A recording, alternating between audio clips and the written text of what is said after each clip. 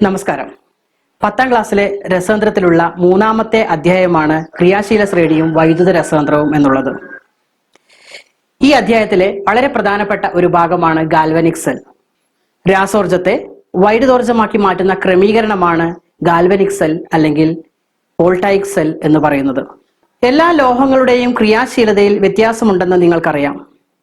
ലോഹങ്ങളുടെ ക്രിയാശീലതയിലുള്ള ഈ വ്യത്യാസം ഉപയോഗപ്പെടുത്തിക്കൊണ്ട് വൈദ്യുതോർജ്ജം നിർമ്മിക്കുന്ന ഒരു ക്രമീകരണമാണ് ഗാൽവനിക് സെൽ എന്ന് പറയുന്നത്. എന്നാൽ ഈ ഗാൽവനിക് സെല്ലും അതിലെ സോൾട്ട് ബ്രിഡ്ജും വിദ്യാർത്ഥികൾക്ക് അല്പം ബുദ്ധിമുട്ടുണ്ടാക്കുന്ന ഒരു ഭാഗമാണ്. ആ ഭാഗത്തെ വീഡിയോയിലൂടെയും അതുപോലെ അനിമേഷനിലൂടെയും എങ്ങനെ എളുപ്പമാക്കാമെന്ന് ശ്രമിക്കുകയാണ് ഈ വീഡിയോയിലൂടെ. ചിത്രത്തിൽ കാണുന്നത് പോലെ ഉപകരണങ്ങൾ സജ്ജീകരിക്കുക. 2 ബീക്കറുകൾ എടുത്ത് ഒന്നിൽ 100 മില്ലി സിങ്ക് സൾഫേറ്റ് ലായനിയും രണ്ടാമത്തേതിൽ അതേ അളവ് തുല്യ ഗാഢതയുള്ള കോപ്പർ സൾഫേറ്റ് ലായനിയും എടുക്കുക. സിങ്ക് ദണ്ട് സിങ്ക് സൾഫേറ്റ് ലായനിയിലും കോപ്പർ ദണ്ട് കോപ്പർ സൾഫേറ്റ് ലായനിയിലും മുക്കി വയ്ക്കുക. ഒരു വോൾട്ട് മീറ്ററിന്റെ നെഗറ്റീവ് ടെർമിനൽ സിങ്ക് ദണ്ടിനോടും പോസിറ്റീവ് ടെർമിനൽ കോപ്പർ ദണ്ടിനോടും ബന്ധിപ്പിക്കുക. 2 ബീക്കറുകളിലെ ലായനികളും തമ്മിൽ സോൾട്ട് ബ്രിഡ്ജ് ഉപയോഗിച്ച് ബന്ധിപ്പിക്കുക. പൊട്ടാസ്യം ക്ലോറൈഡ് ലായനിയിൽ നനച്ച ഒരു നീണ്ട ഫിൽട്ടർ പേപ്പർ കഷ്ണം സോൾട്ട് ബ്രിഡ്ജിന് പകരമായി ഉപയോഗിക്കാവുന്നതാണ്. Potassium chloride, potassium nitrate, ammonium chloride ഇവയിൽ ഏതെങ്കിലും ഒരു ലവണം ജലാറ്റിനിൽ അല്ലെങ്കിൽ അഗർ അഗർ ജെല്ലിയിൽ കലർത്തിയ അർദ്ധഖര രൂപത്തിലുള്ള പേസ്റ്റ് നിറച്ച U ആകൃതിയുള്ള ട്യൂബാണ് salt bridge.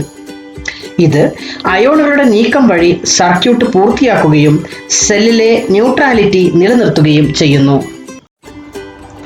Zinc sulphate ലായനിയിൽ സിങ്ക് ദണ്ട് മുക്കിയിരിക്കുന്നു. ലായനിയിൽ തുല്യ അളവിൽ സിങ്ക് 2+ അയോണുകളും സൾഫേറ്റ് 2- അയോണുകളും ഉണ്ട്. എന്നാൽ ജലത്തിലുള്ള H+ അയോണുകളെയും OH- അയോണുകളെയും ഇവിടെ പരിഗണിക്കുന്നില്ല. കോപ്പർ സൾഫേറ്റ് ലായനിയിൽ കോപ്പർ ദണ്ട് മുക്കി വച്ചിരിക്കുന്നു. ലായനിയിൽ തുല്യ അളവിൽ കോപ്പർ 2+ അയോണുകളും സൾഫേറ്റ് 2- അയോണുകളും ഉണ്ട്. സിങ്ക് ദണ്ടും കോപ്പർ ദണ്ടും ഒരു ചാലകം വഴി ബന്ധിപ്പിക്കുമ്പോൾ എന്താണ് സംഭവിക്കുന്നതെന്ന് നോക്കാം. അതിനു മുമ്പ് ഒരു കാര്യം ശ്രദ്ധിക്കുക. സിങ്കിന് കോപ്പറിനേക്കാൾ ക്രിയാശീലത കൂടുതലാണ്. അതുപോലെ പോസിറ്റീവ് ചാർജും നെഗറ്റീവ് ചാർജും പരസ്പരം ആകർഷിക്കുന്നു. പോസിറ്റീവ് ചാർജും തമ്മിൽ വികർഷിക്കുന്നു. നെഗറ്റീവ് ചാർജും പരസ്പരം വികർഷിക്കുന്നു. ക്രിയാശീലത കൂടുതലുള്ള സിങ്ക് ദണ്ട് 2 ഇലക്ട്രോണുകളെ വിട്ടുകൊടുത്തുകൊണ്ട് സിങ്ക് 2+ അയോണായി ലായനിയിലേക്ക് പ്രവേശിക്കുന്നു. അതോടുകൂടി ലായനിയിൽ സിങ്ക് 2+ അയോണുകളുടെ ഗാഢത കൂടുന്നു. അതായത് ലായനിയിലെ പോസിറ്റീവ് ചാർജ് കൂടുന്നു. ഇലക്ട്രോൺ ആണെങ്കിൽ ചാലകത്തിലൂടെ കോപ്പർ ദണ്ടിലേക്ക് നീങ്ങുന്നു. കോപ്പർ ദണ്ടിലെത്തുന്ന ഇലക്ട്രോണിനെ കാണുമ്പോൾ ലായനിയിലുള്ള Cu2+ അയോണുകൾ കോപ്പർ ദണ്ടിലേക്ക് വന്ന് ഇലക്ട്രോണിനെ ആകർഷിച്ച് കോപ്പർ ആറ്റമായി ദണ്ടിൽ പറ്റിപ്പിടിക്കുന്നു. അങ്ങനെ കോപ്പർ ദണ്ടിന്റെ കട്ടി കൂടുന്നു. ഇതോടെ കോപ്പർ സൾഫേറ്റിൽ Cu2+ അയോണുകളുടെ ഗാഢത കുറയുകയും നെഗറ്റീവ് ചാർജിന്റെ ഗാഢത കൂടുകയും ചെയ്യുന്നു. ഈ പ്രക്രിയ ഇലക്ട്രോണുകളുടെ കോപ്പർ ദണ്ടിലേക്കുള്ള വരവ് തടയുന്നു. നെഗറ്റീവ് ചാർജുള്ള ഇലക്ട്രോണുകളും നെഗറ്റീവ് ചാർജുള്ള ലായനിയും തമ്മിലുള്ള വികർഷണമാണ് ഇതിന് കാരണം. അങ്ങനെ തുടർച്ചയായ വൈദ്യുത പ്രവാഹം സാധ്യമല്ലാതാകുന്നു. ഇത് പരിഹരിക്കാനാണ് സോൾട്ട് ബ്രിഡ്ജ് ഉപയോഗിക്കുന്നത്. സിങ്ക് സൾഫേറ്റ് ലായനിയിൽ പോസിറ്റീവ് ചാർജ് കൂടുതലാണ്. ഇങ്ങനെ പോസിറ്റീവ് ചാർജ് കൂടുന്നത് സിങ്ക് ദണ്ടിൽ നിന്നും കോപ്പർ ദണ്ടിലേക്കുള്ള ഇലക്ട്രോണുകളുടെ പ്രവാഹത്തെ തടസ്സപ്പെടുത്തുന്നു. പോസിറ്റീവ് ചാർജുള്ള സിങ്ക് 2+ അയോണുകൾ നെഗറ്റീവ് ചാർജുള്ള ഇലക്ട്രോണുകളെ ആകർഷിക്കുന്നതാണ് ഇതിന് കാരണം. സോൾട്ട് ബ്രിഡ്ജിൽ നിറച്ചിട്ടുള്ള പൊട്ടാസ്യം ക്ലോറൈഡിലെ chloride minus ion positive charge കൂടുതലുള്ള സിങ്ക് സൾഫേറ്റ് ലായനിയിലേക്ക് വന്ന് ലായനിയുടെ അധികമുള്ള ചാർജ് നിർവീര്യമാക്കുന്നു. അങ്ങനെ തുടർച്ചയായ ഇലക്ട്രോണുകളുടെ പ്രവാഹം സാധ്യമാക്കുന്നു. സോൾട്ട് ബ്രിഡ്ജിൽ നിന്നും പോസിറ്റീവ് ചാർജുള്ള K+ അയോണുകൾ കോപ്പർ സൾഫേറ്റ് ലായനിയിലെത്തുന്നു. ഇത് ലായനിയിലെ അധികമുള്ള നെഗറ്റീവ് ചാർജ് ഇല്ലാതാക്കി ലായനിയെ നിർവീര്യമാക്കുന്നു. അങ്ങനെ തുടർച്ചയായ വൈദ്യുത പ്രവാഹം സാധ്യമാക്കുന്നു. ഇവിടെ സിങ്ക് 2 ഇലക്ട്രോണുകളെ വിട്ടുകൊടുത്തുകൊണ്ട് സിങ്ക് 2+ അയോണായി മാറിയിരിക്കുന്നു. ഇലക്ട്രോണുകളെ വിട്ടുകൊടുക്കുന്ന സിങ്കിന് ഓക്സീകരണം സംഭവിച്ചതായി കണക്കാക്കാം. ഇനി Cu2+ അയോൺ 2 ഇലക്ട്രോണുകളെ സ്വീകരിച്ചുകൊണ്ട് Cu ആറ്റമായി അല്ലെങ്കിൽ കോപ്പർ ആറ്റമായി മാറിയിരിക്കുന്നു. അതായത് കോപ്പറിന് നിരോക്സീകരണം സംഭവിച്ചു. അതായത് കോപ്പർ ഇലക്ട്രോണിനെ സ്വീകരിച്ചതുകൊണ്ട് നിരോക്സീകരണം സംഭവിച്ചതായി കണക്കാക്കാം. ക്രിയാശീല ശ്രേണിയിൽ മുകളിലുള്ള സിങ്ക് 2 ഇലക്ട്രോണുകളെ വിട്ടുകൊടുത്തുകൊണ്ടാണ് രാസബന്ധനത്തിൽ ഏർപ്പെടുന്നത്. അങ്ങനെ ഇലക്ട്രോണുകളെ വിട്ടുകൊടുക്കുന്ന പ്രവർത്തനം ഓക്സീകരണമാണ്. എന്നാൽ ക്രിയാശീല ശ്രേണിയിൽ താഴെയുള്ള കോപ്പർ ഇലക്ട്രോണുകളെ സ്വീകരിച്ചുകൊണ്ടാണ് ഇവിടെ രാസബന്ധനത്തിൽ ഏർപ്പെടുന്നത്. ഇലക്ട്രോണുകളെ സ്വീകരിക്കുന്ന ഈ പ്രവർത്തനം നിരോക്സീകരണമാണ്. അതായത് ഓക്സീകരണവും നിരോക്സീകരണവും, ഓക്സിഡേഷനും റിഡക്ഷനും ഒരുമിച്ച് നടക്കുന്ന ഈ പ്രവർത്തനം റിഡോക്സ് പ്രവർത്തനങ്ങൾ എന്നറിയപ്പെടുന്നു. ഈ റിഡോക്സ് പ്രവർത്തനത്തിലൂടെ രാസോർജം വൈദ്യുതോർജമായി മാറുന്നു. ഗാൽവനിക് സെൽ റിഡോക്സ് രാസപ്രവർത്തനത്തിലൂടെ രാസോർജം വൈദ്യുതോർജമാക്കുന്ന ക്രമീകരണമാണ് ഗാൽവനിക് സെൽ അഥവാ വോൾട്ടായിക് സെൽ.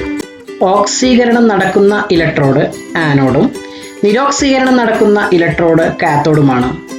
ആനോഡിന് നെഗറ്റീവ് ചാർജും കാത്തോഡിന് പോസിറ്റീവ് ചാർജും കൈവരുന്നു. നമുക്ക് ഒരു വീഡിയോ കണ്ട് തുടങ്ങാം.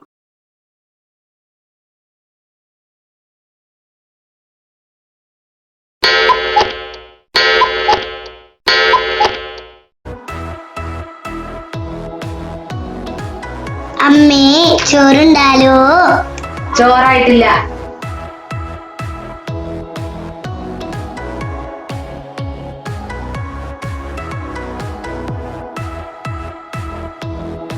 ചോറായോ? കറിയായിട്ടില്ല.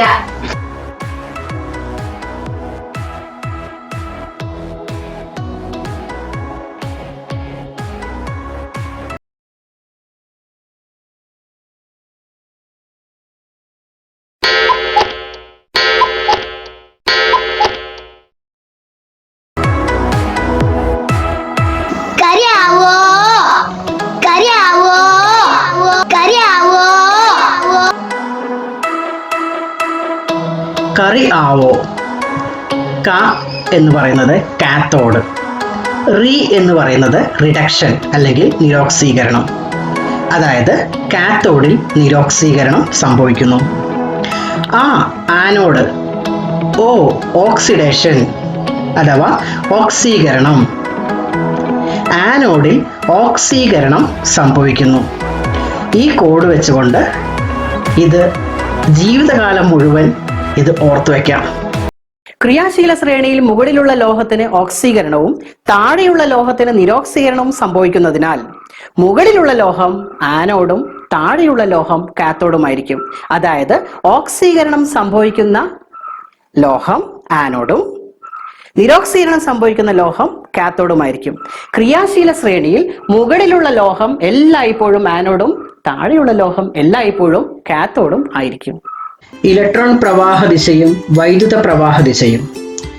ഗാൽവനിക് സെല്ലിൽ ഇലക്ട്രോൺ പ്രവാഹം നെഗറ്റീവ് ഇലക്ട്രോഡിൽ നിന്ന് പോസിറ്റീവ് ഇലക്ട്രോഡിലേക്ക് ആണല്ലോ. എന്നാൽ വൈദ്യുത പ്രവാഹ ദിശ എല്ലായ്പ്പോഴും പോസിറ്റീവിൽ നിന്ന് നെഗറ്റീവിലേക്കാണ് പരിഗണിക്കപ്പെടുന്നത്. ആദ്യകാലങ്ങളിൽ വൈദ്യുതി പോസിറ്റീവിൽ നിന്ന് നെഗറ്റീവിലേക്ക് നീങ്ങുന്നു എന്ന് വിശ്വസിക്കുകയും ഇതിനനുസരിച്ച് ധാരാളം നിയമങ്ങളും സമവാക്യങ്ങളും രൂപീകരിക്കപ്പെടുകയും ചെയ്തു.